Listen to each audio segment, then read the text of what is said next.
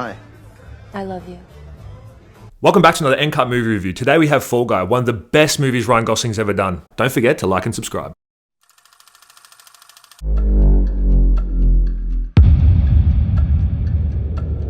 The plot of this film follows Colt Seavers, who's Ryan Gosling's character, and he's a stuntman in Hollywood. And the movie is a dedication to stuntmen and what they go through to make movies what they are. Because let's be honest, without movies, especially before CGI and special effects became so great, movies wouldn't be a thing without stuntmen, especially action films. And Ryan's character, Colt Seavers, is in love with Jodie Marino, who in the movie is a director. And one of the main bases of the movie is the love relationship between Ryan Gosling's character, Colt, and Emily Blunt's character, Jodie. And at the beginning of the film, Colt has an accident where he falls down and a harness doesn't work, so he breaks his back and has like a serious injury and goes away from being a stuntman and then comes back because Emily Blunt's character Jodie asks for him to be on set and to be the main stuntman. And the movie within the movie is just completely wild and funny, and it works so well. And there's a whole espionage plot that comes into it because Ryan Gosling's character is a body double and a stuntman for Aaron Taylor Johnson's character, and he goes missing. Ryan Gosling's character is sent on a mission to go find him, and the movie is just so hilariously different and crazy and funny because in one scene, it's Ryan Gosling's character using his stuntman skills to all of a sudden become James Bond and fight his way through different enemies and bad guys,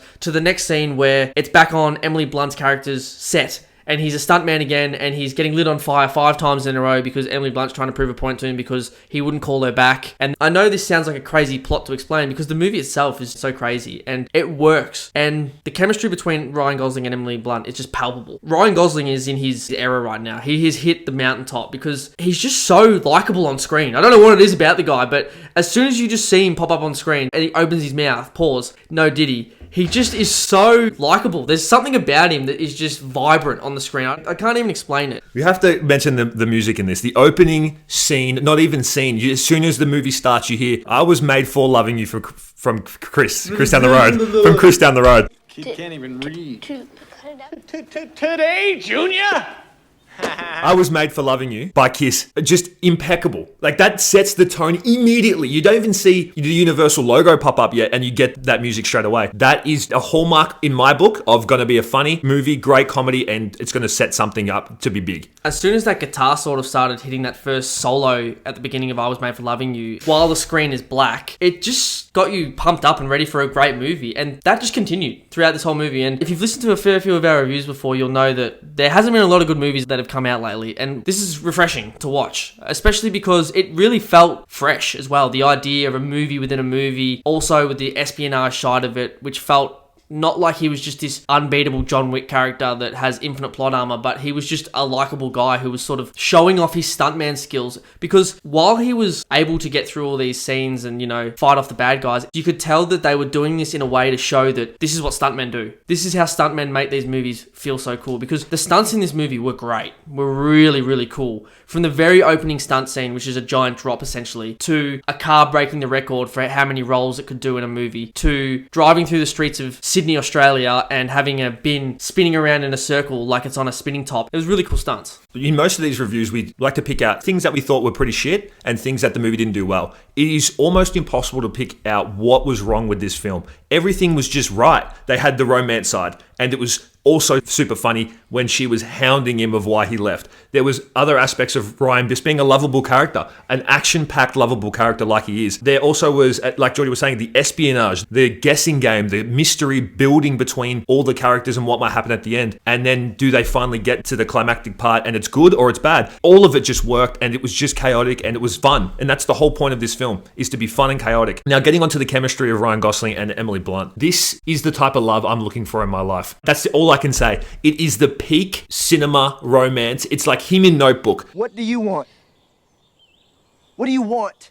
It's not that simple. What do you want? Like him in Crazy Stupid Love. He just brings that romance side so well to the screen, and so does she. She's an incredible actress herself. Oppenheimer, Mary Poppins, which I think was an amazing part for her. She killed it. She knocked it out of the park. And both of them now collaborating on this movie was such a good idea, such great casting. And they even prefaced that with some dialogue in the film saying, we have a better love than most movies do at the very end. I think it probably is better than the movies, I think is the actual quote. And you can definitely see that in this film. It's just so good to watch. And I can't speak highly enough about their chemistry. It's just on point. The opening montage of this movie almost felt like the opening montage of Up, where it was literally 60 seconds and you went through the biggest roller coaster of heartbreak because you can tell the character how much he loved his wife and then you see his wife pass away. Whereas in this movie, Fall Guy, the ability for the movie to build a montage of the love that these two characters shared so quickly, and then you immediately were like, I'm on board with this. Like, I believe that these guys really share a bond like that, was palpable. And it's a credit to Emily Blunt and also to Ryan Gosling, because, I mean, Ryan Gosling is just the man if you need a character that needs a really close and quick love connection, because he just knocks it out of the park.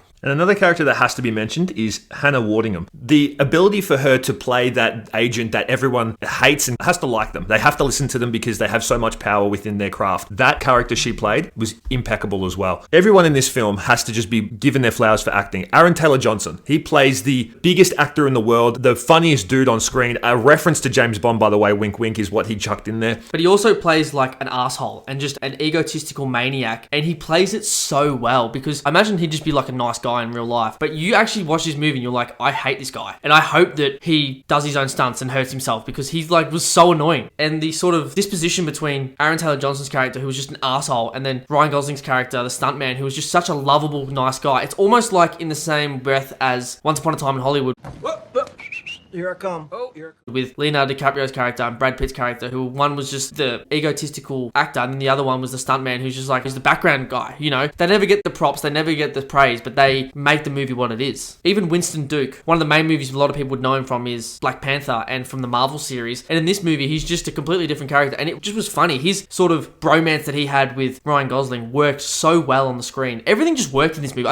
It's such a weird sort of perfection in this movie about how well all these characters just worked. And you could sort of see that in the credits of this movie where they showed the behind the scenes. It just seemed like everyone had a lot of fun making this movie. And they were down under and it just looked great. It's great seeing Sydney on the screen because it's a beautiful city. Yeah, shout out to Australia, right? Shout out. And it's just like little things that they also chucked in throughout this film. Like the narration at the very start from Ryan Gosling about telling you his backstory as well as watching him walk through the set. It gives you that connection to them, and it gives you the behind the scenes look of even what the stunt guys go through. So you just immediately, you feel connected and you feel, okay, now I know what's going on and now I can kind of expect what's coming. But also they just chuck in twists here that send you off the rails, and that's what makes it so spontaneous and chaotic and so enjoyable by watching all of this just come onto screen. You're like, fuck, I'm just overwhelmed, but I'm also just immersed into what's happening at the moment. And some of the comedic stuff really paid homage to different sort of scenes in different movies. Like there's a scene in this movie with pyrotechnics that is reminiscent of a great scene in Tropic Thunder. And when I was watching it, I thought, this is pretty much the Tropic Thunder scene, except with a different little spin on it, a little bit of a more lighthearted spin on it. The choreography for the combat and the fighting in this was akin to Scott Pilgrim vs. the World, which is a great movie and also a very funny, flowy movie. That's sort of what the combat and choreography in this movie had as well. And in the bits where this movie sort of got really serious, I guess, because obviously the espionage side got really serious, it just had a comedic chop that would come in, or comedic timing from Ryan Gosling, or a great comedic timing from Emily Blunt. It was spot on, their comedic chops in this movie. Perfectly timed, really funny. Everyone in the cinema when we were watching this was laughing. Even the bit where he's in the car crying to the memories of being with Emily Blunt, and then he turns up the Taylor Swift music and she's blasting on the fucking radio, and it's just like, once again, sets the tone. And that's what makes it so funny, is because it's probably Ryan Gosling there too, which helps a lot. And shout out to David Leitch for doing that too, the director. His filmography is just so broad, he's so complex. So he's done romance, he's done action, he's done comedy, and he's just intertwined all of that into this film, and it's just perfect. We always finish these reviews with a rating, and I'm going to rate this probably a 96%. It was so good to watch this movie. I can't pick anything bad about it. I'm really trying to.